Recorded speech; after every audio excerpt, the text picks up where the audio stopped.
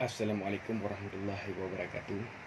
Nurul KMA kepada panglima-panglima yang ada di Aceh, petinggi-petinggi GAM yang ada di Aceh, Nurul KMA.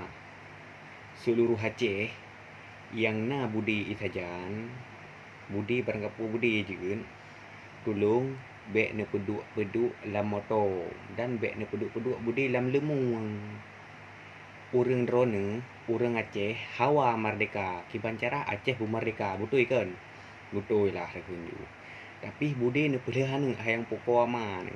Menghana ne pilihan Aceh han merdeka bek bangai. Nyo gaduh mak-mat budi. Kata dia dengar kai tembak segoji. Thoi tembak. 3 mat budi bunuh. Alah hai bangai.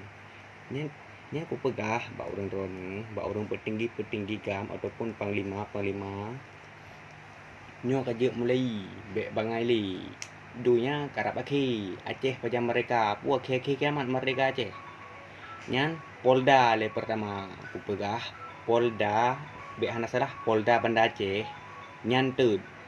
Nyan wajib tud, hala tud Polda yan. Nana dengar karena bekon karena yan bijih-bijih PKI dumina. Nyan pun akan nana dengar. Hole yo faham na hana faham. Na tingat na haba-haba sandiro pegah Hawai.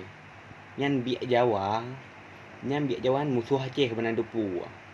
Ho nele. Bek bangai dia kare ya kare. Budi bek peduk la lemung. Bek peduk la motor, bek peik budi bak FB upload bak FB, bek peik video bak FB. Tapi ni pilihan hak ya kare. Karena orang tu hawa merdeka kan. Hawa merdeka. Jadi budi pilihan bek bangai. Nyo panas, memang panas. Hai lu sabar. Makanya meno. Mi hana aku tu mena, jadi meknak-knak lah hati. Nan depu mufung kan. Nyan bek je pengkhianat bek je. Nyan bek nali ku dengar li haburadaknyo nak anggota-anggota lain yang ditembak oleh polisi. Polisi nyan padahal kan polisi. Wajah sebagai manusia.